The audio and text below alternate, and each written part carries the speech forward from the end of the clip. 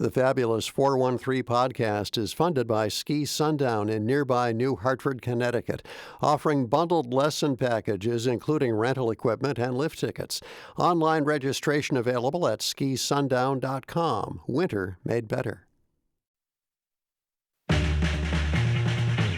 Welcome to the Fabulous 413. I'm Khalil Smith. And I'm Monty Belmonte. Later in the show, Pittsfield Irish dancers join a Canadian folk trio on a Florence stage as Cecilia comes to Bombyx later this week. And we hear some of the history of the groundbreaking that Double Edge Theater has established in its home of Ashfield and beyond with a new book from founder Stacey Klein. But first, it's not often that we get to see a place become the oasis of its proverbial food desert. But in Chicopee, one local store is focused on seeing environmental justice served well and healthily. We're at a checkout lane at Fruit Fair in Chicopee, which is an independently owned grocery store, and it's time for our local hero spotlight with Claire Morneau from CISA. We're in the most dangerous part of this store because we're right by the Trace Ledges display. And there's the hot and fresh to go, but we're with one of the owners, Sam Newell. The thing that's cool about this grocery store, we're lucky in Western Mass that we've got Big E's in East Hampton, and we've got Cooper's in Florence, and a bunch of independently owned grocery stores, but none of them, as far as I know, have a greenhouse on the roof, and that's where you're going to take us? Yes, let's go. All right, we got to brave the cold for a second before we can experience the warm, I guess.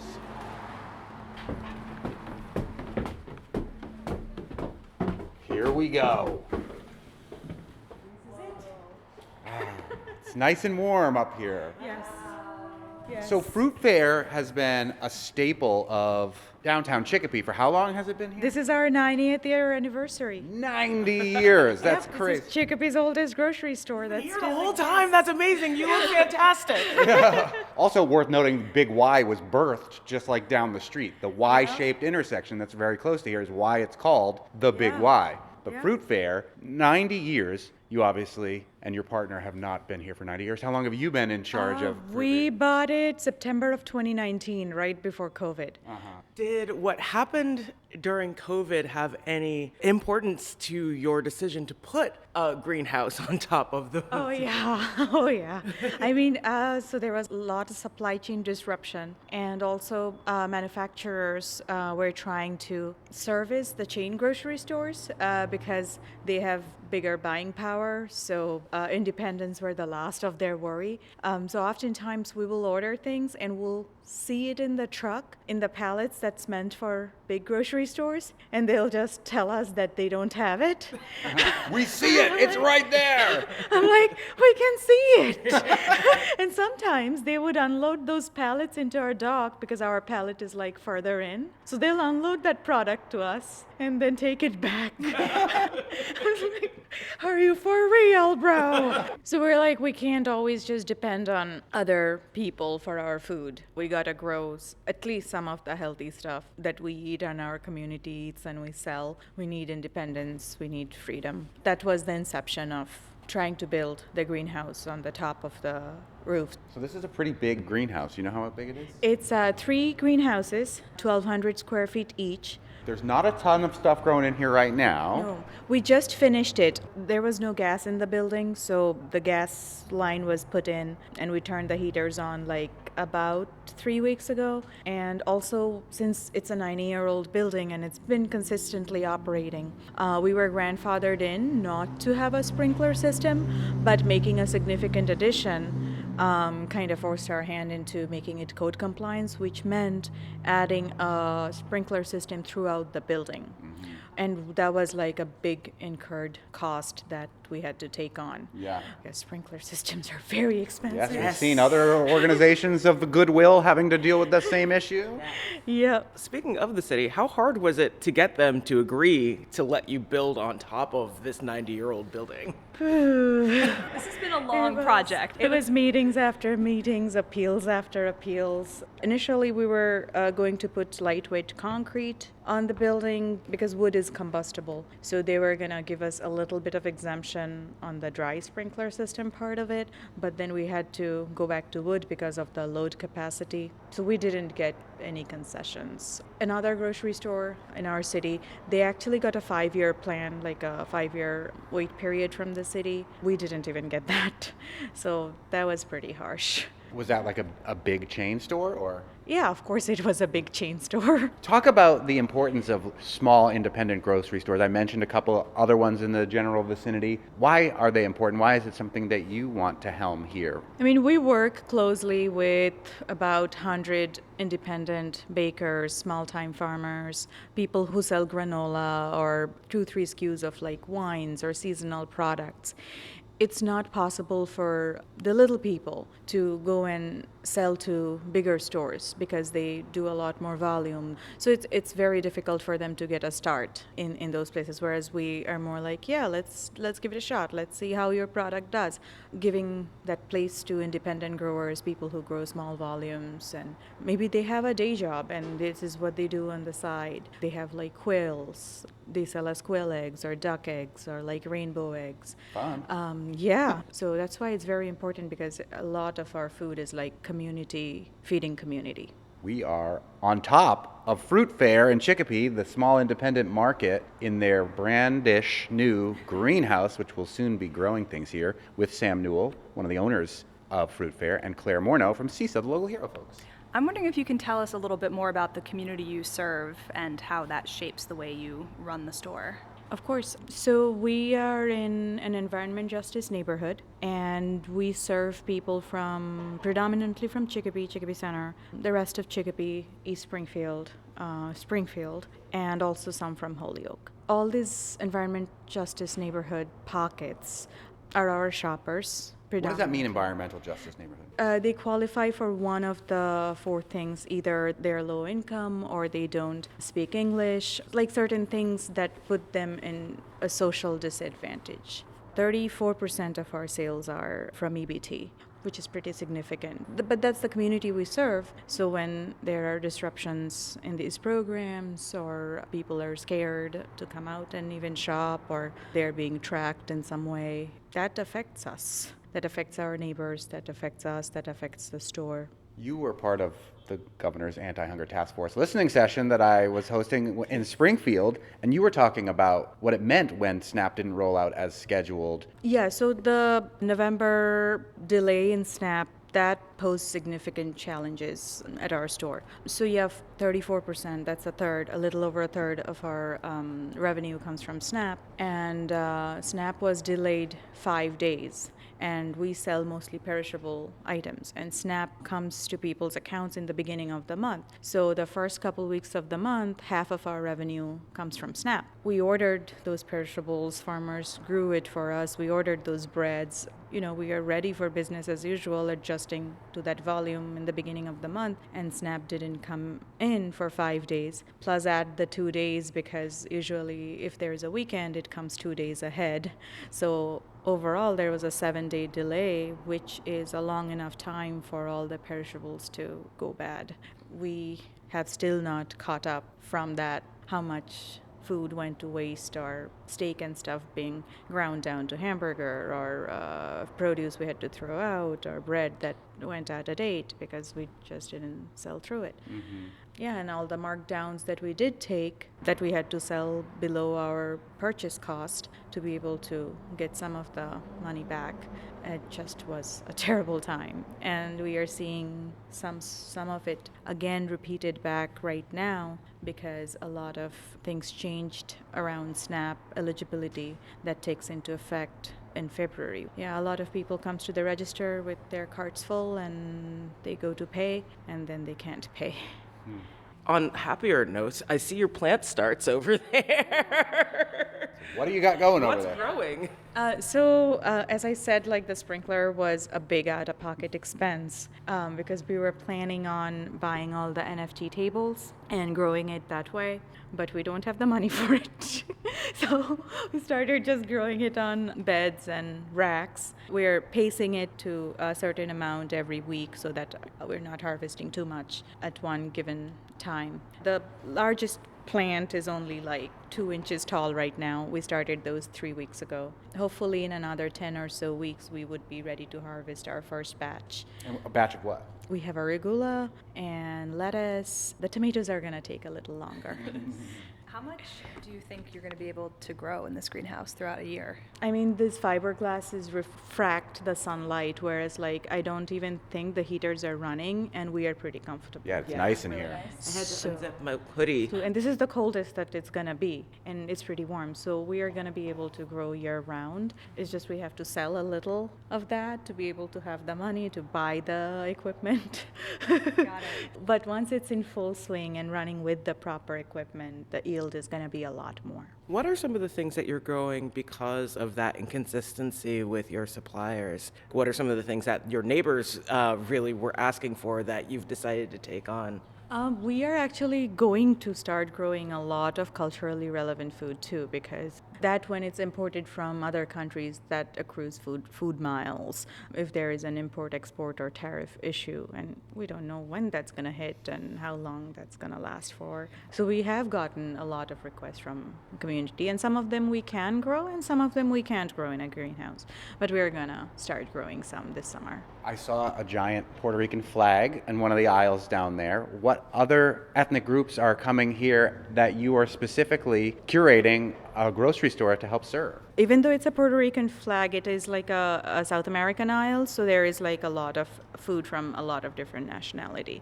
And then there is, on the other aisle, there is a big Polish flag, and that aisle has Polish food, Russian food, Ukrainian food, and mainly Eastern European food, which is a lot cleaner than US food. But yeah, so those are most of our customers. And then the rest of the food is general American food. I'm curious how you and your husband ended up here. What's your background? How did you decide to get into the grocery business? We met in college and we have been together ever since. And I was working for Whole Foods and I was working for Aldi's. As I went up through the ranks, it was more and more about just numbers and profits and SKUs and volumes and productivity and salary and that kind of stuff. And there was very little talk about food and very little talk about nutrition. And then I started questioning my life decisions. I'm like, what am I doing here? Like, what's my purpose? I mean, I didn't come across the globe for a better life just to do this. Where did you come from? I'm actually from India. Nice. And Jared felt the same way, and then we were like, we should own the means of our own production. That's when we actually were looking for a farm, and there wasn't any farm. There was a couple other grocery stores, but they didn't want to sell the building, and we have always kind of been poor, so we didn't have anything to collateralize for the mortgage. So we had to buy something that came with the building. Then most of the banks rejected us, so eventually we went with a bank from New Hampshire. Then we bought it, and then we're like, this is still not independence enough. Now we need to build a greenhouse. Yeah. And you've done a ton in the store. Like when you bought it, it was operational, but a very different sort of business, right? Oh yeah, all the coolers, freezers, compressors were way past their service life. They were like 40, 50 years old. All the shelves were rusty. The floor was broken to the point that the cart would roll off and hit shelf or a cooler. The HVAC in the building too, so the building wouldn't cool enough in summer and wouldn't heat enough in the winter, so it would freeze all the produce and then thaw during winter, and in summer it would just get wilted and brown. And yeah, so we were throwing out like a lot of meat and produce, so we had to start replacing one by one, and we have replaced almost 30 of them so far. Yeah, and they're not cheap, especially like the meat one that's low GWP. They cost like a lot more than regular one, but if we were gonna do something, it's just better to do it right, even though it costs a lot,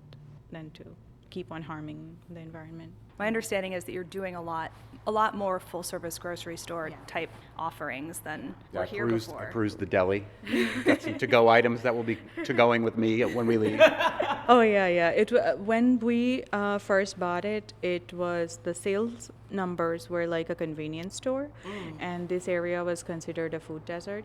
And we were able to add a lot. Like we added the multi-dig produce cases, the dry produce, full butchers, like actually 3 more full-time butchers because there were only 2 part-time butchers back then. And then the hot food itself, that's a whole new department. And we put a lot of like local veggies and meats in the food that we put out.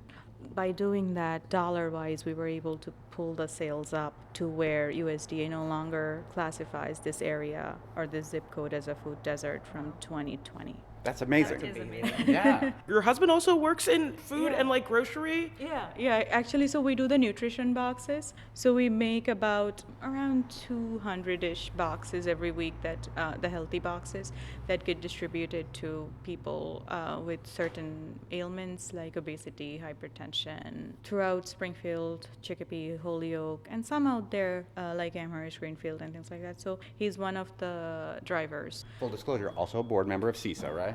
I am. Oh, you are a board member. Oh, I thought Jared was. Yeah. He's actually in the board of Boys and Girls Club. Oh, cool. In Chicopee, yeah. Very involved. So you're both involved. Oh, yeah. Well, thanks for being such a visionary when it comes to this, and keeping the local in the local supermarkets is something I think is really important. And then the vision of putting a greenhouse on top of one in downtown Chicopee. Articles about this when you first started pitching. I'm like, oh, that's cool. Yeah, I also remember that. And we also, the Food Bank March walks 3 blocks from here, like right through the downtown Chicopee. So it's good to know how close you are to the action of everything going on in this great city. Thank you. Maybe you can come through here. You wanted me to add more steps? I don't think so. You guys walk down the street a little bit. We'll see you. We do. We did. Later in the show, Erin Leahy of the Canadian trio Cecilia and Jenny Darby of Pittsfield's Skol Rinke Brefne O'Rourke talk about their upcoming performance at Bombyx. But as we explore the art in the area, we'd be remiss to not stop in Ashfield. We chat with Artistic Director Emerita Stacy Klein about her new book on the history and practice of double-edged theater. You're listening to the Fabulous 413 on 88.5 NEPM. The Fabulous 413 podcast is funded by the UMass 5 College Credit Union, dedicated to creating access to financial well-being for local people, businesses, and communities. Insured by NCUA, umass5.coop. The Fabulous 413 podcast is funded by the UMass Amherst School of Public Policy, offering in-person and online graduate programs in public policy and data analytics. Admissions now open at umass.edu/SPP. Tell me which one I should... I want you to read the one that you want to read, Okay. Stacy Klein. Oh. Go for it. Now? Yeah. Action. Now I'm the director. Oh, God. Please. No one man should have all that power. When all is said and done, there is silence. This silence reveals all. It is so important for me and for our audience to walk in the field, to take steps toward the silence, which reveals that we humans are not the only thing in the field. We are the heron that comes down and eats the fish. It's the same for us. Before flying, we need to descend. The ascent may enable us to gasp, but the descent gives us breath. Our music, our dance, our images, our puppets can help us move toward the silence, which can offer us our place in the reality that includes all life. Can we begin to see our place in the context of the world rather than the world in the context of ourselves? I am trying to move away from an art of destruction and violence. These are the forces that surround us, that we see on the news, that we witness on the streets, that we have engulfed our very being. It seems much harder to find the forces of creativity, of natural life and death, of nature and survival. These are the forces I am most interested in. I want to call beauty to the surface of my work. I want audiences to be confronted with the power of a song, a color, or an image. Yes, I want to face death and express courage and engage in protest, but it is becoming increasingly important to examine our world and find where imagination, invention, and love have gone. Making art that searches beyond the waste and destruction seems to me the most radical and empowering choice, and it is very difficult. Amidst daily confrontations with hate, brutality, and waste, to attempt a theater of human potential is to confront anew the existence of love. That is from a new book, An Alchemy of Living Culture, Collected Writings on Double Edge Theater, written by Double Edge Theater founder and longtime co-artistic director Stacy Klein. The book captures the theatrical and cultural practice to have come out of Double Edge Theater, which Stacy Klein founded in 1982 in Boston and which now makes its home in Ashfield. The book showcases the company's dedication to collective artistic creativity, cultural survival, and sustained equitable organization building with Klein's artistic and social vision at its center. Featuring interviews, artist statements, essays, and speeches in which Klein articulates the mission of Double Edge Theater as it evolves, the book captures the democratic spirit and boundary-pushing theatrical work the company has championed. And Stacy Klein joins us here in Springfield now.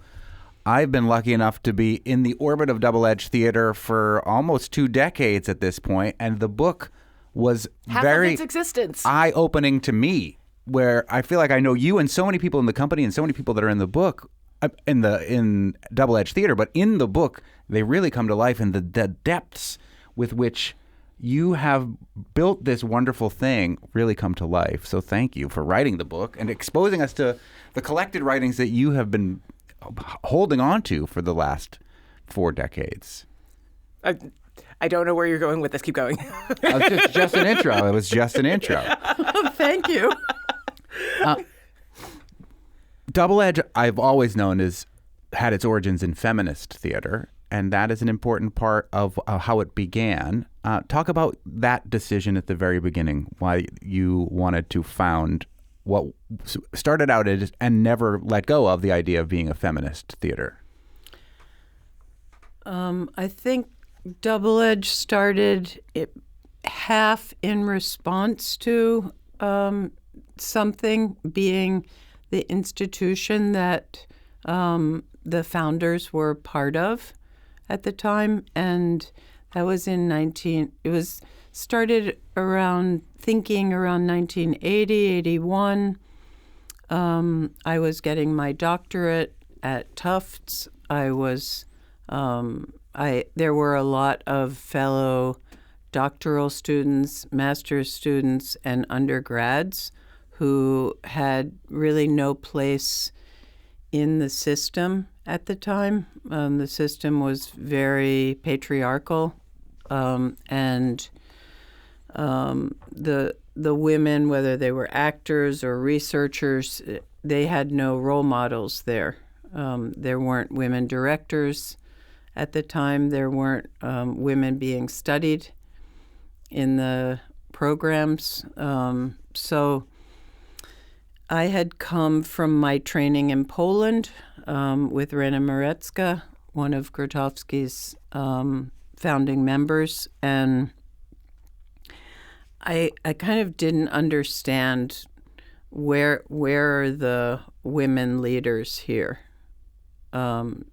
So I thought, well, I am, and my colleague Carol Durand will be one. She's a teacher and a PhD student at Tufts, and so we wanted to do some live theater, and we chose the performance rights, which is a modernization of the Bacchae. And I was a Greek scholar, that was my field, and so I really wanted to do the Bacchae in my lifetime.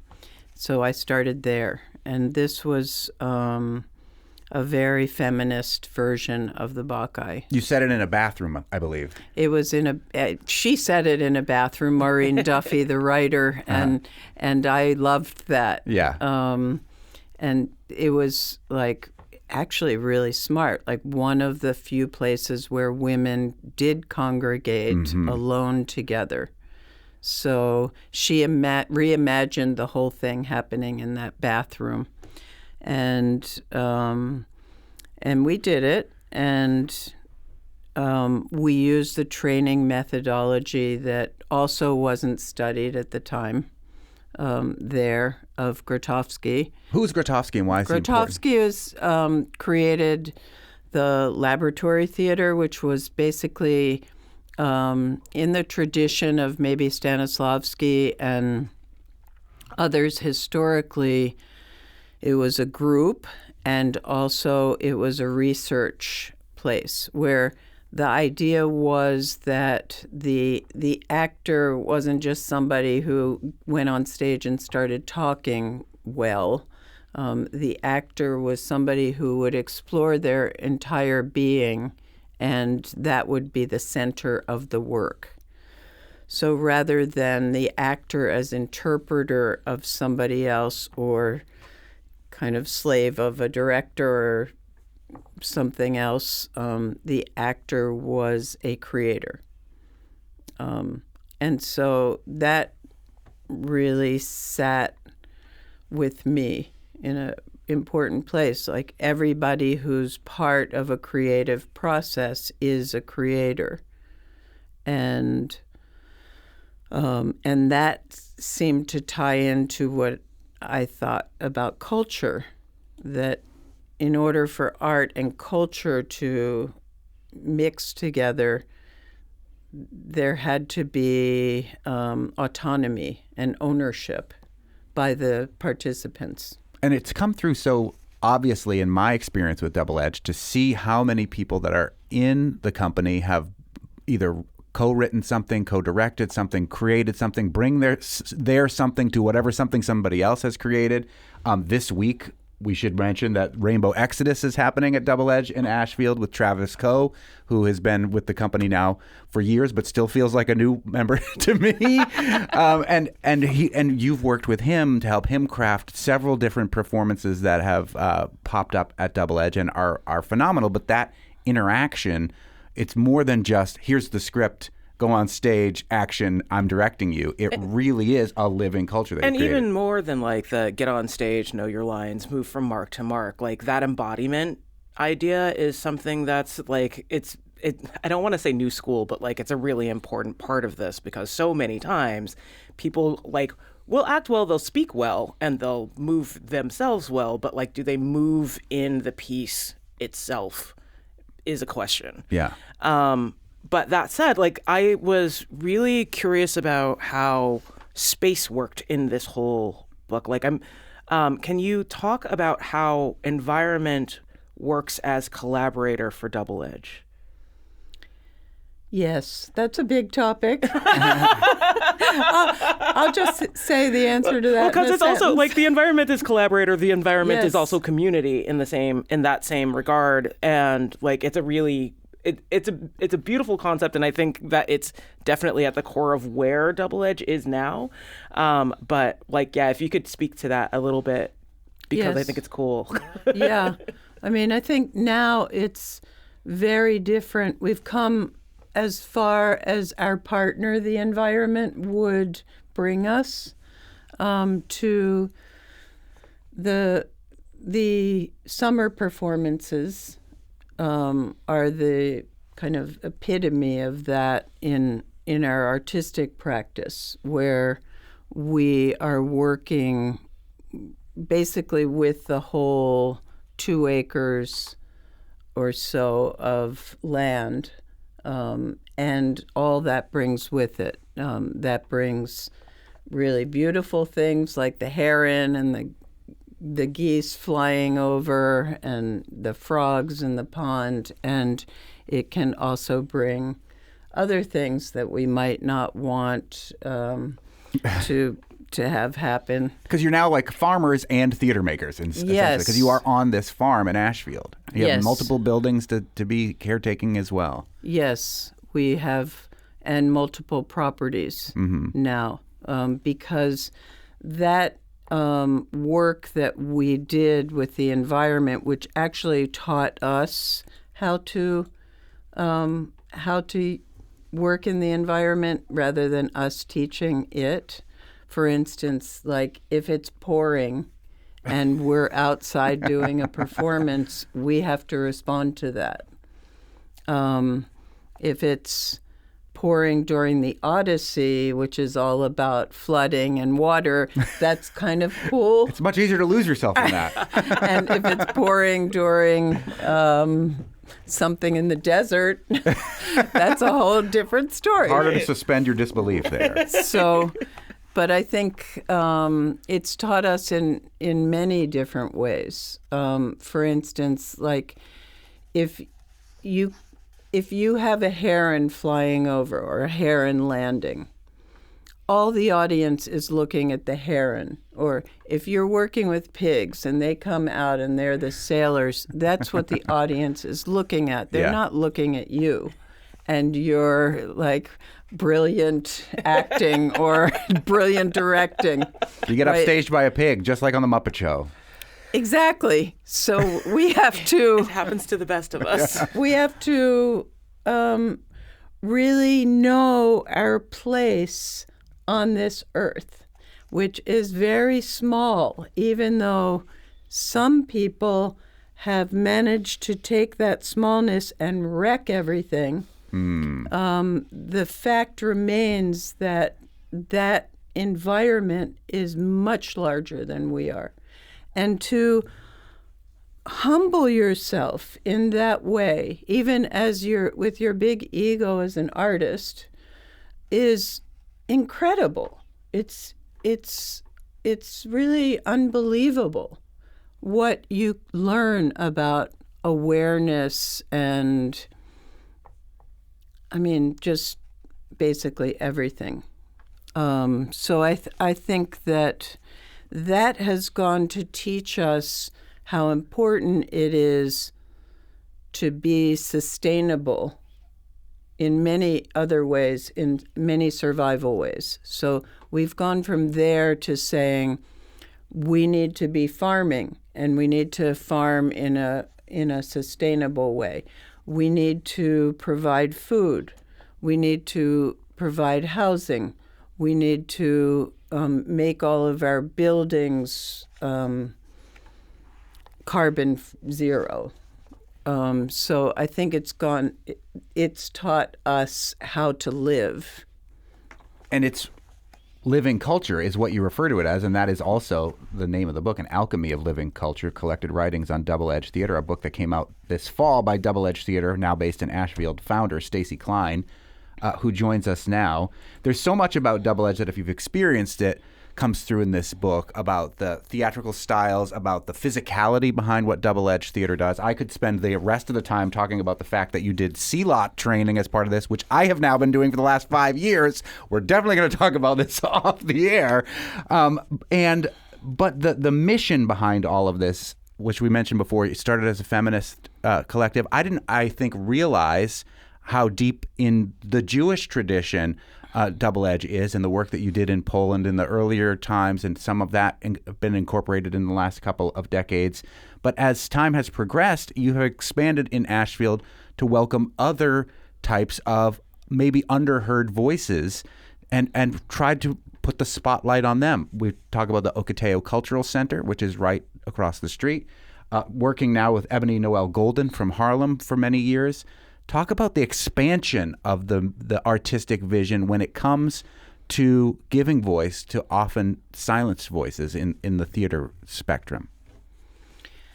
In some ways, it was a very natural occurrence of, let's say, even from those times, we worked mostly in Poland and the Ukraine, although in many different areas there. The Ukraine experience was extremely important for Double-Edge because we were confronted with a culture that for 50 to 70 years had been disallowed. It was not allowed to sing, to have Jewish prayer, to sing Jewish songs, and we were working in a building, and we had actually gone there because of the writings and artwork of Bruno Schultz, who was a key person for me, a visionary artist. And that's where he was born and died. We went to his synagogue, which had been turned into a stables by the Nazis and then a furniture factory by the Soviets. When we got there, it was just turning, and all the furniture was still upstairs in that building as they were trying to reclaim that building as a cultural building. So the furniture was all like broken up upstairs as the final like goodbye of the Soviets. So although clearly they haven't left yet. It was amazing because it was a time when people were waking up like to just being able to speak. But what was really interesting to me, culturally speaking, was that a lot of the Jewish liturgy had been adopted in a Ukrainian folk song. So you would hear a folk song that was actually a Jewish liturgical song with Ukrainian words. Or like the food, when we were invited, which we always were, to people's houses, was very mixed up with Ashkenazi Jewish food. So we were thinking about like what is extinction, what is cultural extinction, what is silencing quite a bit, and also where are the traces, where does the influences come through? Mostly comes through food and song, and maybe dance as well. So that had a really big impact on me. And then in meeting Carlos Oriona, the same thing sort of was brought up that in the military dictatorship as that was faced, it was faced with Carnival. Carlos Uriona from Argentina, who came over. He is your husband and was co-artistic director with you for many years and brought that anti-fascist street theater, incorporating it with all of these other important things that Double Edge had already been doing. Yes. So his parallel universe was kind of like, our protest is our song, our dance, our culture can't be gotten rid of. It might be stopped in some way. I mean, we're seeing that today, obviously. I think the halftime was evidence that culture is the answer. So I think, so anyway, so moving forward with this, we spent many years with Carlos developing his work and finding out how to unsilence his work, basically. And I think in Once a Blue Moon, we finally were really speaking to that. Which is one of the summer spectacles. It will be remounted, I believe, this summer as well, where you're moving in and out of the different buildings and landscapes of Double Edge Theater in Ashfield and experiencing this type of theater and its mission and its protest in real time. And I will say, it almost always sells out. So as soon as those tickets become available, we're just say get on the newsletter, and then you'll find out when the tickets go on sale, and you won't miss out like a lot of people end up doing. And this summer, we all feel it's really important to do this performance and to update it, and to be more clear both about the role of dictatorship in society and also the role of rebellion as cultural rebellion. Anyway, I'll just jump quickly to the next step after that is we find out as we're doing this big Ashfield spectacle of the whole town and the history of the town, and we're researching this for months and months and months, that the town was founded by formerly enslaved Heber Honestman and Susanna Honesty. They were the founders of Ashfield. And so we're like, oh, that's really strange because there are very few people of color in Ashfield. So we started researching that. Then we found out from the Historical Society that their claim is there were no indigenous people in Ashfield. So then we were like, wait, we can't live here, do this whole big town spectacle and deny the existence of the people who founded us and who were here before us for thousands of years, right? So it led us on let's say, a fast track because we were like, this is so wrong that we can't develop this like we did with Carlos over years of work. We have to address this right now. Thus, we spent a lot of time addressing that. Mm-hmm. And helping to fund and become the fiscal sponsor for what is now the Ocotillo Cultural Center. Yes, which, by the way, is now its own 501c3 and independent now. So we're proud that we helped start that. Excellent. Do you want to reset? We're speaking with Stacy Klein, who is the founder and former, what's your title now with Double Edge Theater? You have a new Advisor? Vision strategist. I knew it was something cool sounding. And artistic director emeritus. I love that. Nice. And author now of An Alchemy of Living Culture, collected writings on Double Edge Theater, a sort of a memoir and history of Double Edge Theater and its founding back in the early 1980s to where it stands now. I love the journal entries about training because they're really informative about process, with which I am genuinely obsessed for everybody. But I'm curious, I've got to stop using that phrase. I want to ask about how having your own space for larger chunks of time than most theater groups get was influential to kind of codifying that training. Because as you mentioned in the book, like a lot of places, like you got it for 4 hours maybe before Tech Week. But you in the church that you had in Jamaica Plain, Alston. In Alston. Was like you had it all day from like 9 to 1 in the morning. And with Ashfield, you live there. So like you have access to that space all of the time. Talk about that time as resource in making your process complete. We have it all the time in Ashfield, except when it's -4 degrees. Yeah. Our That's heating fair. system won't work.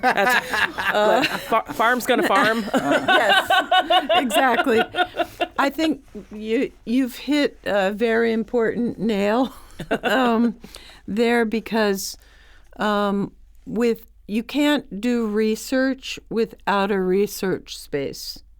So you can't research training and how it affects your body, let's say, if you have a space for an hour or you have a rehearsal for a 2-hour rehearsal period and then your show is in 3 weeks. So what the permanent space in Alston did for Double Edge was allow the research which would allow us to create original work. And from then on, all of the work has been original. Even our adaptations are really inspirations. So that's something. The training is very important to Double Edge because it allows the actor to be free, to actually take away all the, let's say, the thinking that's drummed into us every day, or all the crap that's like filling us up, the noise. That training allows us to go beyond that, and then to find out what are our creative impulses, what are our possibilities beyond where we're stuck in the boxes of our existence right now. So not to ignore what's going on, but to be able to see what's going on from a creative place. And being so ensconced and immersed in that creative place so much of the time, as opposed to many of us who are totally immersed in that other negative energy all the time. I feel or siloing that process for like when you, as we mentioned, when you have time. Yeah, and even when I visit Double Edge, I feel like I enter into this space where I can, to some degree, escape into my imagination. And I know that part of the influence of creating the farm is the idea of creating your own republic of dreams, as you mentioned in the book, which I really love. One of the stories that really stuck out to me in the book, Stacy Klein, is when you were pushed out by your mentor and then subsequently returned. It seemed like it was something that was very hard but very important. And as somebody who I had a totalitarian mentor myself, I look back on it with both fondness and horror. But tell our listeners a little bit about your mentor and what that meant when she pushed you away. I want to be clear that I don't think she was totalitarian. Okay. I think I had as much to do with her pushing away as... You do say in the book that there was a bit of wildness to you at the time. You did not want the celibacy that I think she wanted to have happen, and I appreciate that very much. Yes. That was more the C-lot side of my training than her side. I love it. I think that, I was reading this last night and thinking about this. I think that I was thinking about how many students I have had that I really loved, but we had to separate at some point, that it wasn't time for me or for them probably, or they needed to do something else first, or how they need to come back. I think in Rena's case, she herself would say that she was fairly dogmatic. She was also an angry young woman. She was the only woman who was consistently in all of Grotowski's performances. She developed that work. She was not really credited for that work, and she led a very difficult existence as that woman in a very, very male group, in a very male society. She wasn't allowed to get pregnant. She was under a lot of restrictions. So one of the things she taught me was I need to combine life with theater. I don't believe in that kind of asceticism or isolation or patriarchy is my word for it. Yeah. I think that is really important. She shared with me her struggles with that theater, which was also very difficult for her because she devoted her life to that work. So she also had a very rigid practice, partially because of who she was, and partially because of how it was. And I couldn't, as a kind of young, really rebellious and also Jewish woman, totally get into that part of her practice. Mm-hmm. Like, I couldn't be so like, I'm going to do these chants, whatever they say. Yeah. Or, so I maintained some distance, I think. The practice was also when we went to Sardinia, which was very difficult, like just survival-wise. We were supposed to all be in silence all the time. So, I was a big mouth, and so I would wander off into the woods and talk to whoever I could talk to. So I'm not like going to the silent yogas for a week or I 2 hear ya. weeks, you know.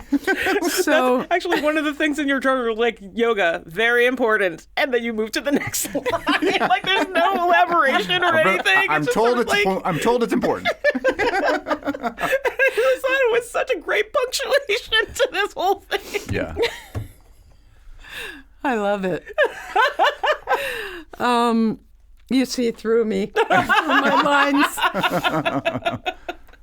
Anyway, she's like, we're in the middle of nowhere, right? And she's like, you go, Stacy.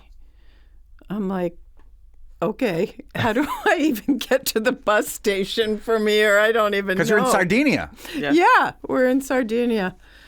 She did eventually give us a ride to the bus station, and that was that.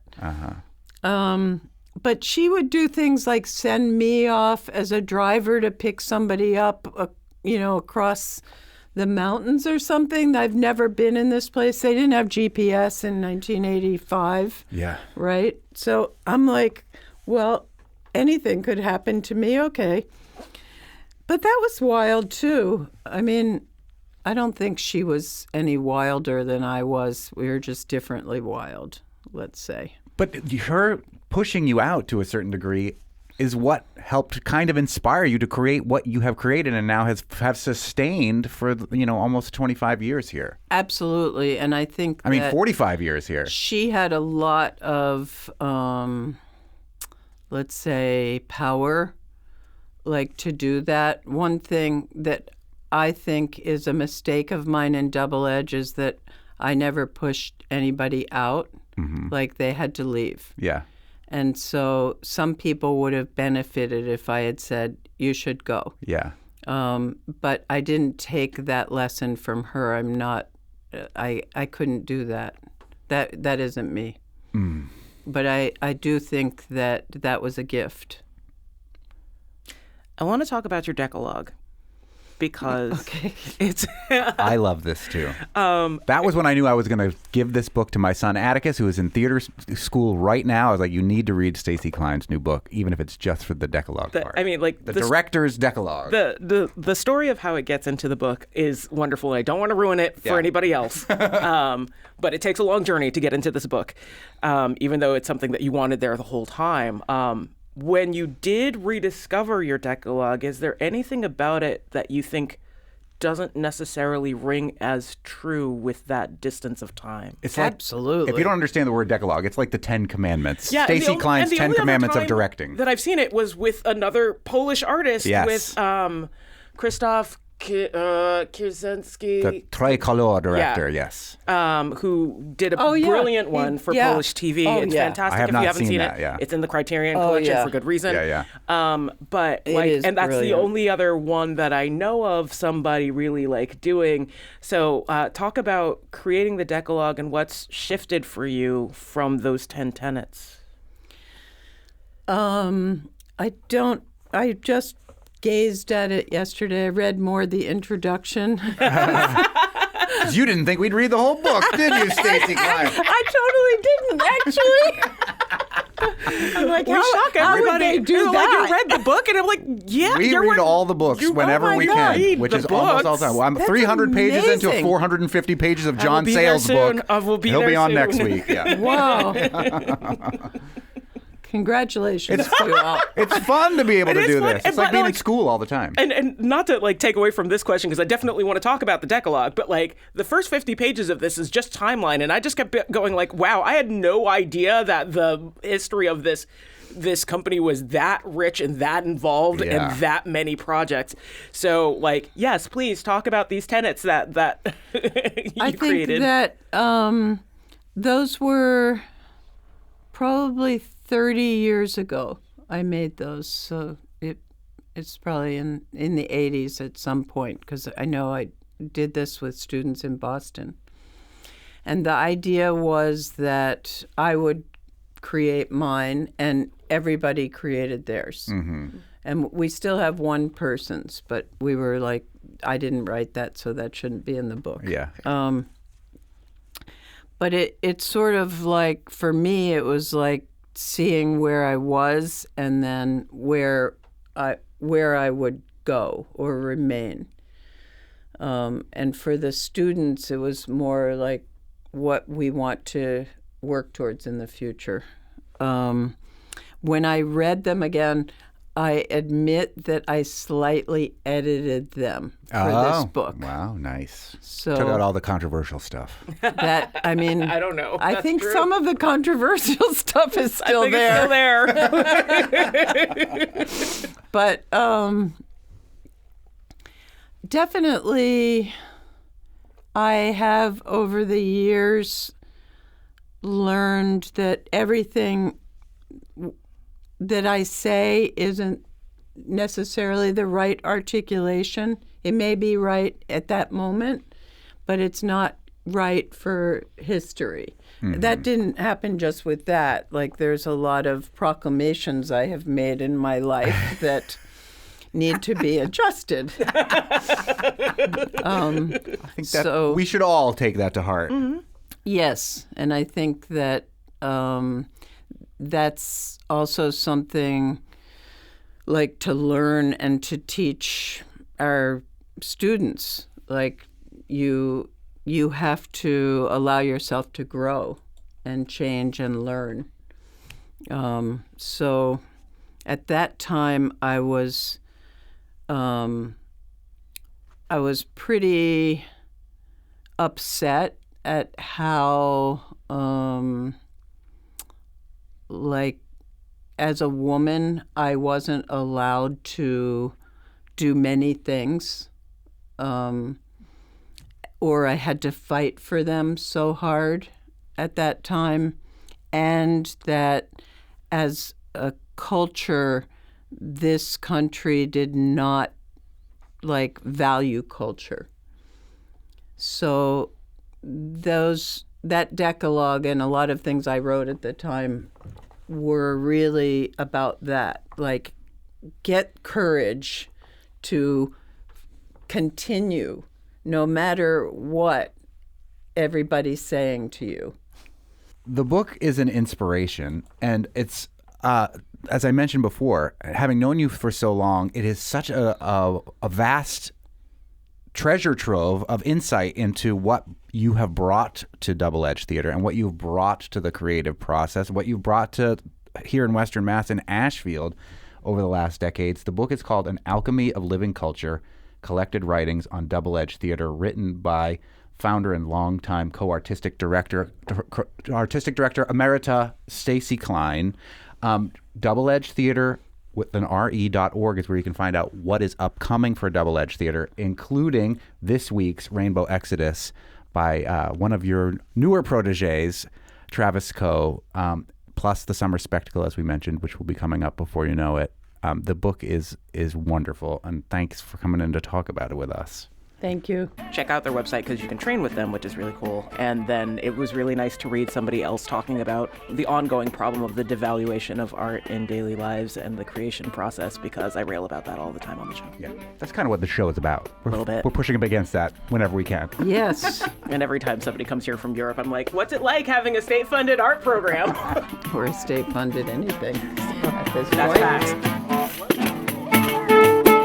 There are still tickets available for this week's performance of Rainbow Exodus, but they're going fast. Check out Double Edge's website for more info and find Stacy Klein's book at any of the local shops in Western Mass. It's real good. And now to explore the nuances of the many styles of traditional music from our neighbors to the north with Aaron Leahy of the Canadian trio Cecilia. You're listening to the Fabulous 413 on 88.5 NEPM. The Fabulous 413 podcast is funded by Dean's Beans Organic Coffee, a locally based, worker-owned company committed to social and environmental responsibility, roasting fair trade, organic, shade-grown coffee since 1993. DeansBeans.com. The Fabulous 413 podcast is funded by Northeast Solar in Hatfield, offering personalized solar energy solutions and ongoing customer care, proudly serving communities throughout the Pioneer Valley. Northeast-solar.com. Welcome back to the Fabulous 413, widely recognized as three of Canada's finest musicians. Timmy Turmel, Aaron Leahy, and Louis Schreier clearly find joy in playing together while honoring their heritage as Cecilia. They bring the best of many musical worlds together in their exploration of traditional Celtic and Quebecois music. Cecilia's recent debut album, Accent, is an impressive offering full of vibrant rhythms and melodies, all resonating with unique warmth and richness of expression. And we will belie our accents, I think, as we butcher so much Irish in this conversation at some point. But Cecilia makes a stop near us this Thursday, February 12th at Bombyx Center for Arts and Equity in Florence. And here with us to talk about their music is Aaron Leahy from Cecilia. She's a powerhouse on the piano, playing traditional Celtic, ragtime, classical, and jazz-influenced music. As a member of the internationally renowned Canadian band Leahy, Aaron and her siblings have enjoyed a long and distinguished musical career as well. They've received numerous awards, including 3 Junos. We are also joined by Jenny Darby, Irish dance teacher at Skol Rins Bray. We tried. O'Rourke? This is Bray O'Rourke. The O'Rourke part is the part that... Brenne. Go for it. Jenny, just tell us how to say the name of your dance school. It's Skolrinka Breffney O'Rourke. Skolrinka Breffney O'Rourke. Skolrinka Breffney O'Rourke. I won't remember that by the end of it, but you're based in Pittsfield? We are. And you'll be accompanying Cecilia at Bombyx with some dancing on Thursday. Thanks for joining us. Aaron, how did Cecilia come together? Because all three of you have entirely separate careers, but together you're kind of electric. Give us the meet cute and the beginnings of Cecilia. Yes, so I was born in Lakefield, Ontario. At some point, I decided to move to a larger city. So I moved to Montreal to access, a lot of the music scene there. And I ended up meeting Timmy, who's the accordion player in our group, at a square dance. And I just really liked his playing. And then it just happened that we, met on different occasions, and then we just started playing together. And it was interesting because Timmy didn't really speak English, and I spoke a little bit of French, but not a lot. And so he would show up at my place, and he would come in, and I'd offer him a glass of water or something, and then we'd play for 2 hours, and then he'd go home, not really saying too much other than the musical communication. And then on the other side of that, I come from the Leahy family in Lakefield, Ontario, and we have a music camp every summer in our hometown.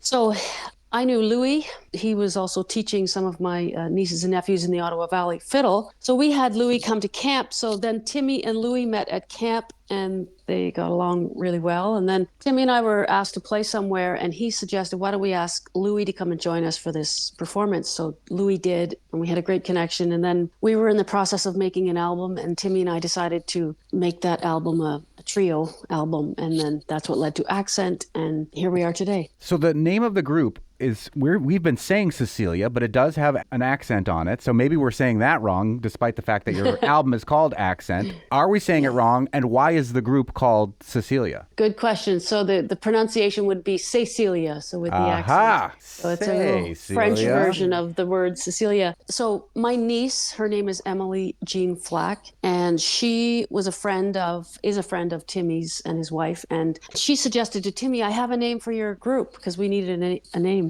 So she suggested Cecilia, and then she explained to him why, because Cecilia is my middle name, so Aaron Cecilia Leahy, that's one reason, and I'm kind of a bridge between the two guys. But also another reason is Timmy and I developed a lot of our music for the album Accent in Italy when we were on tour there, and so there was Sicily is a very prominent in Italy, so there's that part too. We also wanted a title that was an international word, like easy to remember, and would kind of apply everywhere, as opposed to like a Quebecois name or a Celtic Gaelic name, which might be hard to pronounce or understand. And so we thought that fit in well there. And then finally, Saint Cecilia is the patroness of music. And so for all of those reasons combined, we decided to choose the name. And so far, it has worked well, and it is easy to see and remember. But the accent gives it the Quebec flair. And we are speaking with Aaron Leahy from Cecilia, who will be at Bombyx Center for Arts and Equity in Florence on Thursday. We are also speaking with an Irish dance teacher, Jenny Darby, from Skolrinka Brefni O'Rourke. Huh?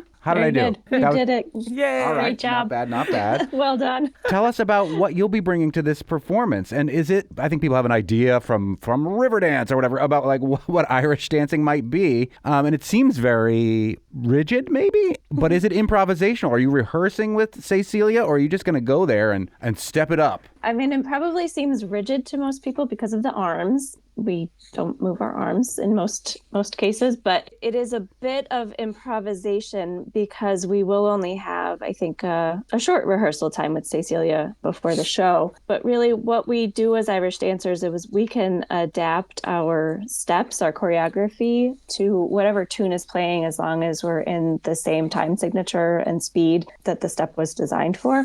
So if Cecilia is playing a reel, my dancers will just do a reel. They'll dance. They'll be fine. It'll be great.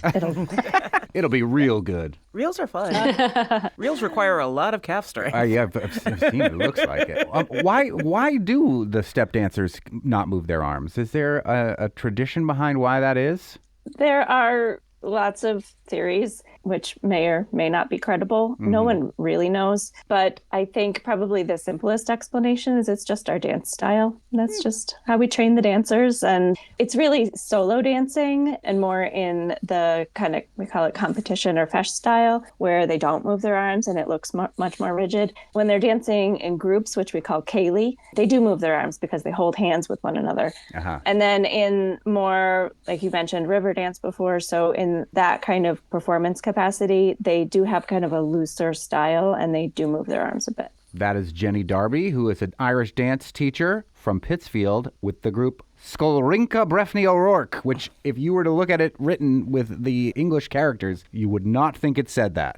It's lost on the radio audience, but I'm proud that I've kind of gotten it right twice now. Yeah. Aaron, one of the major styles that's listed amongst those that Cecilia plays is Cape Breton style, which I don't think I'm very familiar with. Like, we've become more familiar with Quebecois folk and with Celtic style, of course, but Cape Breton definitely does have its own style. Can you explain a little bit of what differentiates it from the other music that you play? Sure. I would say, first of all, the repertoire is Scottish. The traditional music, it comes largely from Scotland. So there are some distinctive features about Scottish music versus, let's say, Irish or elsewhere in the UK. So that would be the first thing. The second thing would be, so my mother is from Cape Breton. The piano playing in Cape Breton is particular. The fiddle is as well in terms of how they accent their pieces. But the piano playing has quite a bit of rhythm involved with it. I learned how to play piano partly from my mother, of course, and this certainly with the traditional style of piano playing, or I learned largely from her and my sisters. That is a big feature that distinguishes Cape Breton traditional music, as well as the fiddling and the style, the accents. So with Scottish music, there are a lot of grace notes, and depending on where you put those accents and those grace notes, gives it a real feel for Scottish or Cape Breton music that distinguishes it. Along with that, I would say the piano playing plays a huge role in giving the Cape Breton sound what it is and what we hear today. Yeah, I was struck looking at videos of you playing as opposed to just like hearing your album of how much the piano takes over where most people would assume a guitar would play. But right. Because of the nature of the piano, it gives you so much more flexibility, especially in the bass, to really create a nice platform for those other two musicians to really bounce off of. It was super cool to watch. Yeah, you're absolutely right about that. And that's the nice thing about the piano, the instrument that you're pointing out, is the range, the tonal range, and then the rhythmic capacity with, 10 fingers to be able to create, like I think of the piano as like a band in itself. You have the bottom end, the bass and the drums, and the mid section, horn section, and then you could always take the melody on with the right hand. But you're right, it does provide a great foundation, which could be very complex and busy, or rather simple. That's Erin Leahy, who is part of the group Cecilia, who will be coming to Bombyx in Florence on Thursday and will be accompanied by some Irish dance. And Jenny Darby is the dance instructor of Skolrinka Brefni O'Rourke, which now I'm just going to keep saying. How many students are you teaching there in Pittsfield, this traditional style of dance? I have around 75 students. That's a lot. I have 2 dancers who will be going to Cecilia, so don't worry, they're not going to open on stage. Tell us what the appeal is for, I'm assuming mostly young people, for learning this style of dancing. I mean, it is mostly young people, but I do have an adult class. But the appeal, I think, is, dancing is a really fun activity for kids. I work really hard to make it a community. That's kind of what the Irish tradition is all about, is this community of, coming together and sharing in the tradition, carrying it on from our elders. How often do they get to perform with live bands? Pretty often, because we really? actually have a music school as part of our dance school. We have a music teacher who leads our traditional Irish music group, and most of the kids who are in this music group also dance, but we collaborate very often between the music group and the dancers. Erin, you also play violin. Do you think that you'll ever pick it up for this project? The short answer to that is yes. When and what that will be exactly, I'm not sure, but that is definitely something we'd like to incorporate. We're not looking for promises, we're looking for possibilities. Yeah. Meanwhile, you can hear Louis play the fiddle while Cecilia is there at Bombyx on Thursday. Mm-hmm. Yep.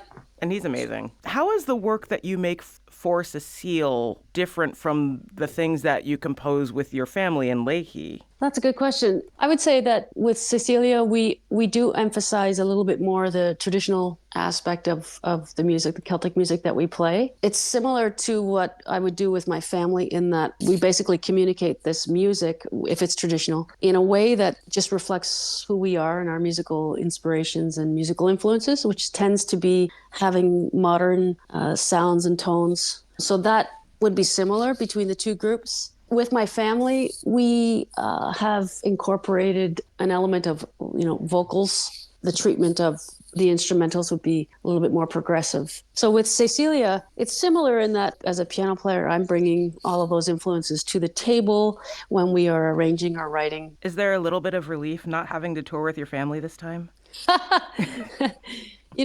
I know is the real answer.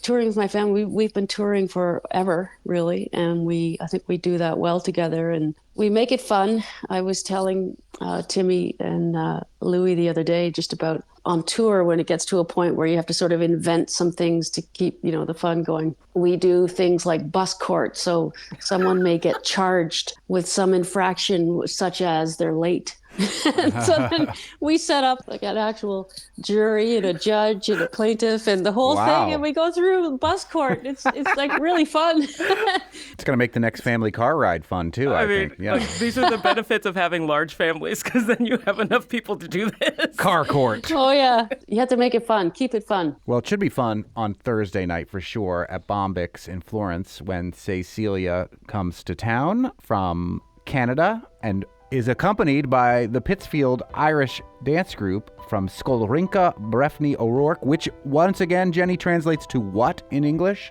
Oh, Skol means school, Rinka means dance, and Brefni O'Rourke is just the name of our school. O'Rourke is my maiden name. Brefni is the ancient kingdom in Ireland where the O'Rourkes are from. Nice. Cecilia's playing at Bombyx in Florence this Thursday with dancers from Jenny Darby's Skolrinka Brefni O'Rourke School in Pittsfield. We've been speaking with Erin Leahy from the band Leahy, as well as from Cecilia, who'll be there on Thursday. Thank you both so much for joining us. You're welcome, and thanks for having us. On the next Fabulous 413, we'll hear about the Springfield Symphony Orchestra's latest concert, which incorporates film, has 2 U.S. premieres attached, and is a love letter to the planet. And we'll hear exciting news about the Iron Horse from Parlor Room Collective Executive Director Chris Freeman. And a lexicographical exploration perfect for Valentine's Day with word nerd Emily Brewster. We leave you with more music from Cecilia, who'll be at Bombyx on Thursday. I'm Monty Belmonte. I'm Khalees Smith, and check out their video on YouTube, too. They're amazing in performance.